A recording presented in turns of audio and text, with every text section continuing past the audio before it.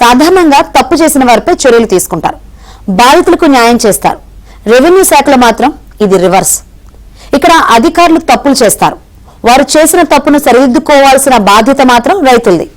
భూమి రికార్డులు రైతులు హక్కుదారులవి, వాటికి కాపలాదారు రెవెన్యూ అధికారి. కానీ రెవెన్యూ అధికారులు ఇష్టానుసారం భూ రికార్డులు మార్చేస్తున్నారు. ఉద్దేశపూర్వకంగా ప్రైవేటు భూమిని ఇతరులకు దారాదత్తం చేసేస్తున్నారు. ఒక రైతు భూమిని మరొకరి ఖాతాలో వేస్తున్నారు. అసలు భూమే లేకుండా ఉన్నట్టుగా రికార్డులు సృష్టిస్తున్నారు. తప్పులు చేసిన అధికారులపై చర్యలు తీసుకున్న దాఖలాలు చాలా అరుదు. కంచి చేయనం వేస్తే న్యాయం చేసేదెవరు? రైతులకు, హక్కుదారుల భూములకు భద్రత ఎలా ఉంటుంది? ఏపీలో సగటు రైతు నుంచి గవర్నర్ స్థాయి వ్యక్తి వరకు వేధిస్తున్న ప్రశ్నలివి.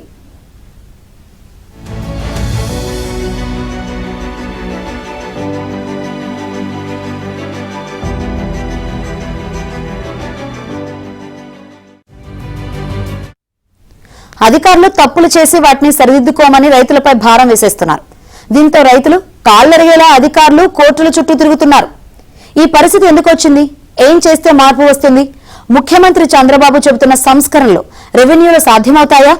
రైతు భూమి హక్కుదారుల ప్రయోజనాలే పరమావధిగా రెవెన్యూ శాఖ మారగలదా? అన్ని సందేహాలే. ఏపీ వ్యాప్తంగా చాలా మంది రైతులు భూ సమస్యలతో సతమతమవుతూ ఉండడం పరిస్థితి తీవ్రతకు అద్దం పడుతోంది.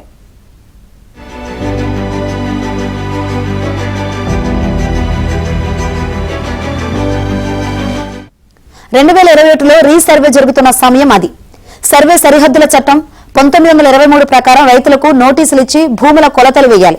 ఆ సమయంలో విజయనగరంలోని మహారాజుపేటలో సర్వే నంబర్ 569లో గజపతి రాజుల కుటుంబానికి చెందిన 4.60 ఎకరాల భూమిని రెవెన్యూ అధికారి ప్రభుత్వ ఖాతాలో వేశారు.